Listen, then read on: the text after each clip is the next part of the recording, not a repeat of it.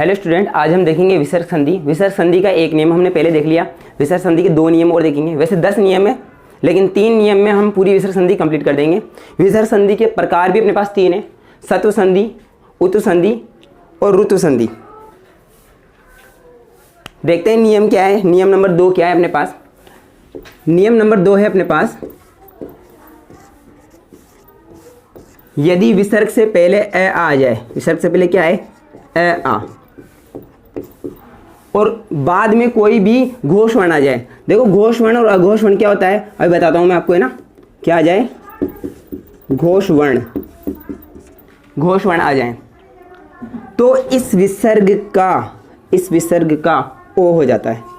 क्या होता है बेटा? हो जाता है। इस संधि को बोलते हैं अपने पास क्या? उत्व संधि। कौन संधि बोलते हैं? उत्व संधि। ठीक है। विसर्ग संधि में ये विसर्ग संधि के 3 भाग हैं। सत्व संधि अपन ने पहले चैप्टर में कर लिए, उत्व संधि सेकंड वीडियो में कर रहे हैं, और ऋतु संधि भी इसी में करेंगे अपन। ठीक है। दूसरा नियम क्या है? नियम दूसरा अपन ने देख लिया। तीसरा नियम क्या है? साथ में देख लेते हैं। ए आ से भिन्न स्वर आए। तीसरे नियम में क्या लिखेंगे हम? ए आ से भिन्न स्वर आए। ए आ से भिन्न स्वर, यहां लिख देता हूं, भिन्न स्वर हो। विसर्ग से पहले क्या हो? ए आ से भिन्न स्वर हो और बाद में वापस वही घोष वर्ण आ जाए। क्या है बेटा? घोष वर्ण आए तो इस अह का आधा रे हो जाता है। इस अह का क्या हो जाता है? रे हो जाता है। क्लियर है? अब घोष और अघोष क्या होते हैं हमें देख लेते हैं। क्योंकि यहां मैं डायरेक्ट ये भी लिख सकता था वर्ण भी, लेकिन मैं आपको बताना चाह रहा हूं घोष और अघोष ज्यादा याद रहेंगे, इससे आपके वर्ण विक्षेपण भी क्लियर होंगे। घोष और अघोष क्या होते हैं ये मैं बताता हूं। घोष वर्ण, घोष वर्ण क्या होते हैं? यदि घोष वर्ण क्या होते हैं? प्रत्येक वर्ग का तीसरा, चौथा, पांचवा वर्ण। पहले नंबर पे मैं क्या लिख रहा हूं? प्रत्येक वर्ग का तीसरा, चौथा, पांचवा वर्ण। तीसरा, चौथा, पांचवा वर्ण। और सेकंड नंबर पे मैं लिख रहा हूं ये र ल व और है। ये र ल व और है आ जाए तो इन सब को घोष वर्ण कहते हैं। अघोष वर्ण किसे कहते हैं? अघोष वर्ण भी देख लो। अघोष वर्ण, अघोष वर्ण में फर्स्ट लिख रहा हूं मैं, यहां लिखा मैंने प्रत्येक वर्ग का तीसरा, चौथा, पांचवा वर्ण। अघोष वर्ण में लिखेंगे अपन प्रत्येक वर्ग का पहला, दूसरा वर्ण। प्रत्येक वर्ण का पहला, दूसरा वर्ण। और दूसरा लिखेंगे हम यहां पर स, श और स। देखो ध्यान से देखना, वापस बता रहा हूं। घोष वर्ण क्या होता है? प्रत्येक वर्ग का तीसरा, चौथा, पांचवा वर्ण आ जाए, यह र ल व ह आ जाए, घोष वर्ण कहलाते हैं। अघोष वर्ण किसे कहते हैं? प्रत्येक वर्ग का पहला, दूसरा वर्ण। प्रत्येक वर्ग का पहला, दूसरा वर्ण और दूसरा क्या है? स, श, स आ जाए। देखो ध्यान से, यह र ल व अंतस्थ स्वर है, यहां पर स, श, स और ह कौन से स्वर कहलाते हैं? ऊष्मीय स्वर कहलाते हैं। ठीक है। तो देखो यहां पर अपन डायरेक्ट ये भी लिख सकते थे, तीसरा, चौथा, पांचवा वर्ण ये र ल व हो तो अह का ओ हो जाता है। और यहां पर भी ये लिख सकते थे आ से भिन्न स्वर आए और विसर्ग के बाद में घोष वर्ण आए। घोष वर्ण कौन से? ये 3, 4, 5 घोष वर्ण कौन से? प्रत्येक वर्ग का तीसरा, चौथा, पांचवा वर्ण ये र ल व आए तो विसर्ग किसमें बदल जाता है? रे में बदल जाता है। अब अपन संधि कंप्लीट करते हैं ये दोनों नियम से।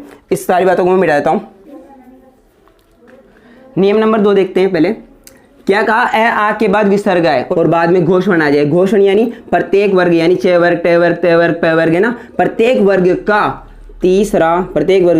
तीसरा, चौथा, पांचवा वर्ण आए और ये र ल व और ह आ जाए। क्या है बेटा?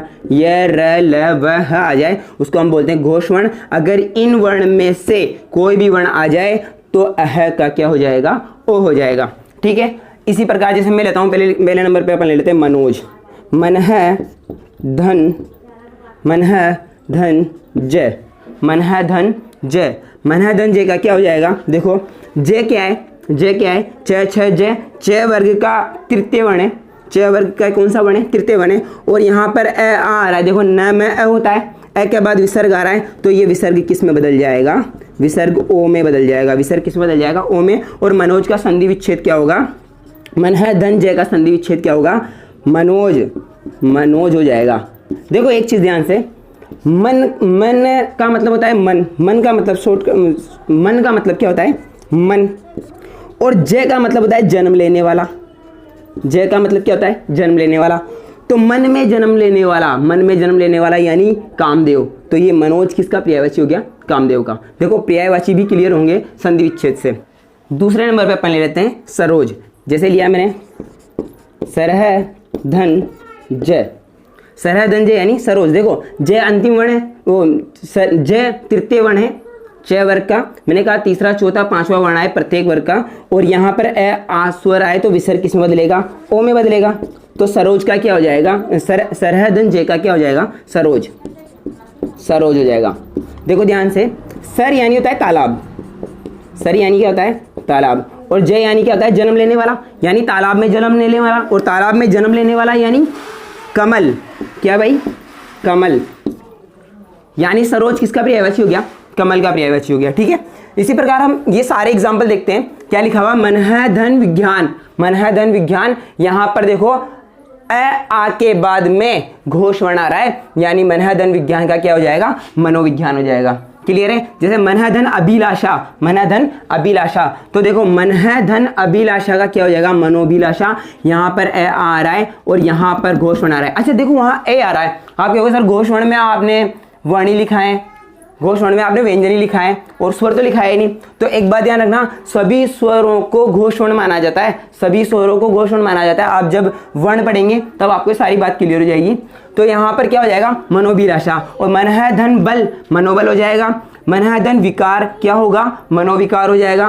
पय धन निधि, पयोनिधि हो जाएगा। मन है धन नीत, मन है धन नीत, मनोनीत हो जाएगा। देखो सब में ओ ओ ओ ओ ओ हो रहा है, सभी में ओ हो रहा है। देखो ये याद नहीं रहता, उरह धन जय, उरोज याद नहीं रहता, बच्चे कंफ्यूज होते हैं उरोज का, उरह धन जय। पहले बात तो उरोज का संधि विच्छेद नहीं होता, प्रत्यय पूछ रहे तो वो अलग बात है ना। पय धन दय पयोद, यश धन दा यशोदा, देखो ओ हो गया यशोदा। मन है धन अनुभूति, देखो ये वर्ड में शुद्धिकरण में बहुत गलती होती है। मन है धन अनुभूति, मनोनुभूति, मनोनुभूति, देखो है ना। अन्य धन अन्य, ये भी याद नहीं रहता, अन्य धन अन्य, अन्योन्य, क्या होता है, अन्योन्य। तपह धन वन, तपोवन। पुरह धन हित, पुरोहित, देखो ओ बन रहा है, सभी में ओ बन रहा है। पुरह धन गामी, पुरह धन गामी, प्रोगामी। ये अपन ने फर्स्ट नियम क्लियर कर लिया। ठीक है, फर्स्ट नियम के कुछ एग्जांपल हैं, आप कुछ और भी ले सकते हैं। सेकंड नियम देखते हैं, ओ सॉरी सेकंड नियम, थर्ड नियम देखते हैं।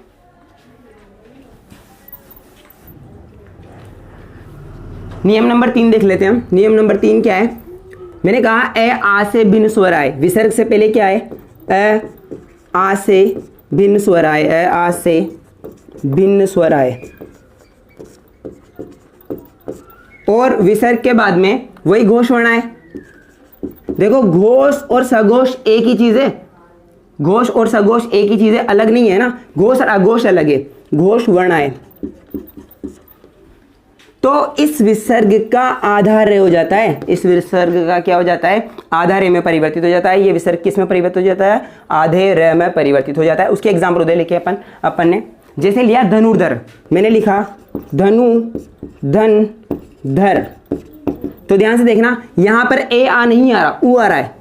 मैंने कहा ए आ आए, पहले वाले नियम में मैंने क्या कहा, ए आ आए विसर्ग से पहले और बाद में घोष वर्ण आए तो ओ में परिवर्तित होता है। लेकिन यहां पर ऊ आ रहा है तो ये विसर्ग किस में परिवर्तित होगा, ये रे में परिवर्तित होगा। और आधा रे है तो आधा रे ऊपर जाता है। मैंने पहले भी बताया है कि जो आधा रे होता है, जो छोटा होता है वो ऊपर जाता है और जो बड़ा होता है वो नीचे आता है, जो विनम्र होता है वो ऊपर जाता है। याद रहेगा, जो विनम्र होता है वो कहाँ जाता है, ऊपर जाता है। तो धनुर्धर का संधि विच्छेद क्या होगा, सॉरी धनुधन धर का संधि विच्छेद क्या होगा, धनुधन धर का संधि विच्छेद क्या होगा, धनुर्धर होगा, धनुर्धर होगा।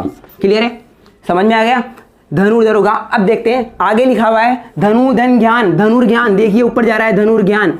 आशीर्धनवाद, ये बहुत बार पूछा जाता है, बहुत कंपटीशन में पूछा गया है। आशीर्वाद का शब्द शुद्धि में काफ़ी ज़्यादा पूछा जाता है। ये स्टार लगा लीजिए इस पे, आशीर्वाद, आशीर्धनवाद आशीर्वाद होगा, आशीर्वचन, आशीर्धनवचन आशीर्वचन होगा। ध्यान रहे र अगर पहले बोला जा रहा है अगले वर्ण पर जाता है, अगले वर्ण पर। आशीर्वाद, आशीर्वाद, र आ रहा है अगले वर्ण पर जाएगा, व पर जाएगा, ध्यान रहेगा। यजुधन वेद, यजुर्वेद, यजुधन वेद कहाँ जाएगा, रे वे के ऊपर जाएगा, यजुर्वेद। दुहधन अवस्था, दुर्वस्था, देखो यहाँ गलती करते हैं, दुर्वस्था का संधि विच्छेद दुरावस्था लिख करके आते हैं। कैसे आ गया, जैसे उसने पूछा दुहधन अवस्था, दुहधन अवस्था, संधि विच्छेद कीजिए, बच्चे ये करके आते हैं, दुरावस्था, गलत। अरे आधा रे और अ मिलकर के पूरा रे बन गया, क्या होना चाहिए था, दुर्वस्था होना चाहिए था, ये सही है। ऊपर वाला करके आते हैं, गलत है, ठीक है, दुरावस्था। आगे देखिए क्या लिखा हुआ है, निहधन ईक्षण, ये भी गलत लिख के आते हैं, स्टार लगा हुआ है, जिस पे स्टार लगा हुआ है अलग से याद रखना है। क्या लिखा हुआ है, निहधन ईक्षण, निरीक्षण होगा, निरीक्षण नहीं होगा, क्या होगा, निरीक्षण होगा। बच्चे लिख के आते हैं निहधन ईक्षण, वहां लिख करके आते हैं निरीक्षण लिख करके आते हैं, गलत है। क्या होगा, निरीक्षण, निरीक्षण लिख के आते हैं, क्या होगा, निरीक्षण होगा, निरीक्षण, यह सही होगा। क्लियर है। इसी प्रकार क्या लिखा हुआ है, निहधन आशा, निराशा होगा। यहां आधा र और अ मिलकर के पूरा र हो गया और आ की मात्रा लग के क्या हो गया, निराशा। देखो ए की कोई मात्रा नहीं होती, आ की मात्रा होती है, ध्यान रहे। लेकिन अ जुड़ने पर जो सारे व्यंजन हैं वो पूरे हो जाते हैं, ठीक है। निहधन अहंकार, ये भी गलत लिख के आते हैं, निहधन अहंकार का होगा निरहंकार, निरहंकार, वहां लिख करके आते हैं निरंकार, निरंकार कोई शब्द नहीं होता, निरहंकार होगा। निहधन अक्षर क्या होगा, निरक्षर होगा। इसी प्रकार क्या लिखा हुआ है, दुहधन आशा, दुराशा होगा। यहां इस विसर्ग का र जो बनेगा आधा र उस ए में मिलकर के पूरा र हो जाएगा और आ की मात्रा लगेगी, क्या होगा, दुराशा होगा। इसी प्रकार दुहधन वस्था, सॉरी दुहधन व्यवहार क्या होगा, दुर्व्यवहार होगा। ये हमारा यहाँ तक कंप्लीट हो चुका है। देखो बहुत सारी बातें बताने के लिए, लेकिन मैं आपको शॉर्ट ट्रिक में पूरी विसर्ग संधि कंप्लीट करा चुका हूं। मैंने आपको सिर्फ 3 नियम बताए हैं, जिसमें ये वाला पहला वाला जो नियम बताया था सत्व संधि का, उसमें मैंने आपको एक ट्रिक बताई, चस कपट्स तस आह कप नो चेंज। और यहां पर मैंने आपको 2 नियम और बताए। एक तो बताया मैंने आपको उत्व संधि, उत्व क्या बताया, उत्व संधि। और उत्व संधि में क्या बताया मैंने, उत्व संधि में आपसे कहा कि क्या हो जाएगा, ओ हो जाएगा। ये वाले एग्जाम्पल बताया मैंने किसके, ऋतु संधि के, ऋतु संधि के। और ऋतु संधि में मैंने क्या कहा, आधा र हो जाएगा। और पहले वाले में मैंने सारे वर्ण लिए थे और क्या लिए थे, स लिया था, श लिया था, स लिया था। लेकिन वहां मैंने आपको ये नहीं बताया कि तालव्य स्वर, अंतस्वर, ऐसा कुछ बताया नहीं ना। मैंने आपको बताया ष षटकोण, स स्लेट, ताकि आपको ज्यादा याद रहे, ठीक है ना। धन्यवाद।